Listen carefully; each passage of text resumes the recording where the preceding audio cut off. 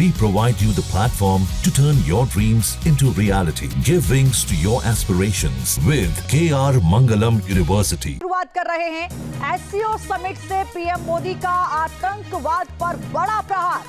SCO से आतंकवाद विरोधी प्रयासों की सराहना की और हम साथ बोले और साथ चले, ये पीएम ने कहा है। पीएम मोदी का बिना नाम लिए अमेरिकी नीति पर निशाना भी सामने आया। क्या कुछ कह रहे हैं प्रधानमंत्री, आपको सुना। हमारे शानदार स्वागत और आतिथ्य सत्कार के लिए मैं राष्ट्रपति श्री का हार्दिक आभार व्यक्त करता हूं। आज उज्बेकिस्तान का इंडिपेंडेंस डे है। कल किर्गिस्तान का राष्ट्रीय दिवस था। इस अवसर पर मैं दोनों लीडर्स को बधाई और शुभकामनाएं देता हूं। एक्सेलेंसी, पिछले 24 वर्षों में एससीओ का पूरे यूरेशिया क्षेत्र की एक्सटेंडेड फैमिली को जोड़ने में बहुत महत्वपूर्ण योगदान रहा। भारत ने एक सक्रिय सदस्य के रूप में हमेशा कंस्ट्रक्टिव और सकारात्मक भूमिका निभाई है। एससीओ को लेकर भारत की सोच और नीति 3 मुख्य स्तंभों पर आधारित है। एससीओ, एस सिक्योरिटी, सी कनेक्टिविटी, ओ अपॉर्चुनिटी।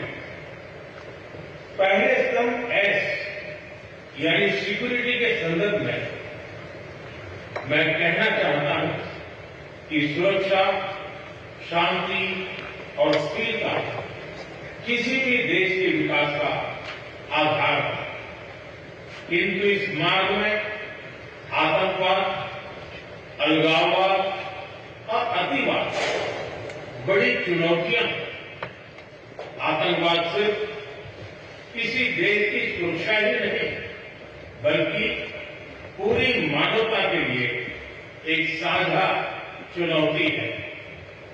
कोई देश, कोई समाज, कोई नागरिक अपने आप को इससे सुरक्षित नहीं समझ सकता। इसलिए आतंकवाद से लड़ाई में भारत ने एकजुटता पर बल दिया। इसमें एससीओ रेट्स की बहुत महत्वपूर्ण भूमिका रही। इस वर्ष भारत ने ज्वाइंट इंफॉर्मेशन ऑपरेशन को लीड करते हुए अल कायदा और इससे जुड़े आतंकी संगठनों से लड़ने का इनिशिएटिव किया। हमने रेडिकलाइजेशन के विरुद्ध समन्वय बढ़ाने और मिलकर कदम उठाने का भी प्रस्ताव रखा। टेरर फाइनेंसिंग के खिलाफ आवाज उठाई। इसमें मेरे समर्थन के लिए मैं आभार व्यक्त करता हूं। एक्सेलेंसी, भारत पिछले 4 दशकों से निर्मम आतंकवाद का दंश झेल रहा है। कितनी ही माताओं ने अपने बच्चे खोए और कितने बच्चे अनाथ हो गए। हाल ही में हमने पहलगाम में टेररिज्म का बहुत ही घिनौना रूप देखा। इस दुख की घड़ी में जो मित्र देश हमारे साथ खड़े रहे, मैं उनका आभार व्यक्त करता हूं। यह हमला केवल भारत की अंतरात्मा पर भी आघात नहीं था, यह मानवता में विश्वास रखने वाले हर देश, हर व्यक्ति को खुली चुनौती थी। ऐसे में प्रश्न उठना स्वाभाविक है, क्या कुछ देशों द्वारा आतंकवाद का खुलेआम समर्थन हमें स्वीकार्य हो सकता है? एक्सेलेंसी, हमें स्पष्ट रूप से और एक स्वर में कहना होगा कि आतंकवाद पर कोई भी डबल स्टैंडर्ड स्वीकार्य नहीं होंगे। हमें मिलकर आतंकवाद का हर रंग में, हर रूप में विरोध करना होगा। ये मानवता के प्रति हमारा दायित्व है। एक्सेलेंसी, अब मैं दूसरे स्तंभ सी यानी कनेक्टिविटी पर अपने विचार रखना चाहूंगा। भारत का हमेशा से मत रहा है कि मजबूत कनेक्टिविटी से केवल व्यापार ही नहीं बल्कि विश्वास और विकास के द्वार भी खुलते हैं। इसी सोच के साथ हम चाबहार पोर्ट और international north south transport corridor जैसे इनिशिएटिव पर काम कर रहे हैं। इनसे हम अफगानिस्तान और मध्य एशिया के साथ संपर्क बढ़ा सकते हैं। हमारा मानना है कि कनेक्टिविटी के हर प्रयास में संप्रभुता और क्षेत्रीय अखंडता का सम्मान होना चाहिए। यही एससीओ चार्टर के मूल सिद्धांतों में भी विदित है। Connectivity that bypasses sovereignty, losing trust and meaning. Excellency, तीसरा स्तंभ है ओ यानी opportunity. Opportunity for cooperation and reform. 2023 में भारत की अध्यक्षता के दौरान नई ऊर्जा और विचारों का संचार हुआ।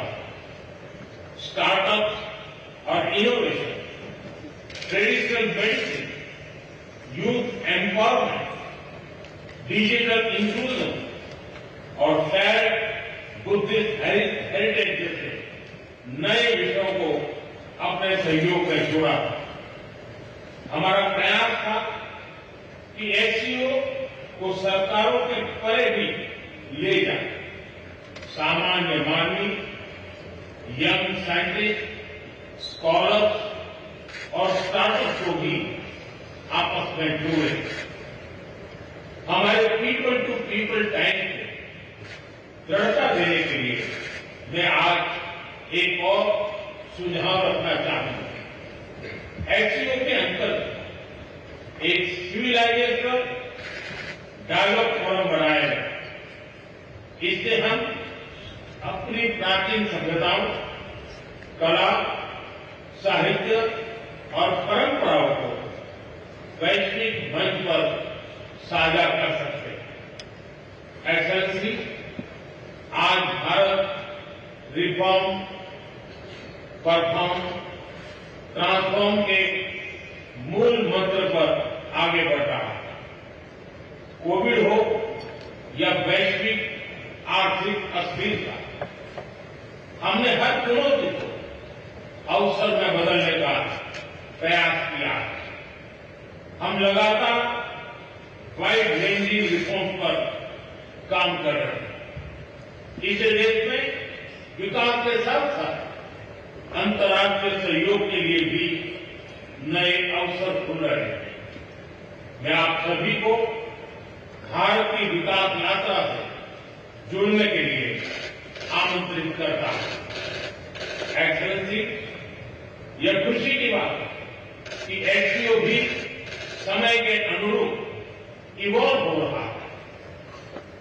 ऑर्गेनाइज्ड क्राइम, ड्रग ट्रैफिकिंग और साइबर सिक्योरिटी जैसी समकालीन चुनौतियों से निपटने के लिए 4 नए केंद्र बनाए जा रहे हैं। हम इस रिफॉर्म ओरिएंटेड माइंडसेट का स्वागत करते हैं। वैश्विक संस्थानों में रिफॉर्म के लिए एससीओ सदस्य आपसी सहयोग बढ़ा सकते हैं। संयुक्त राष्ट्र की 80वीं वर्षगांठ के अवसर पर हम एकमत होकर यूएन रिफॉर्म का आवाहन कर सकते हैं। ग्लोबल साउथ की आकांक्षाओं को आउटडेटेड फ्रेमवर्क में कैद रखना भावी पीढ़ियों के प्रति घोर अन्याय है।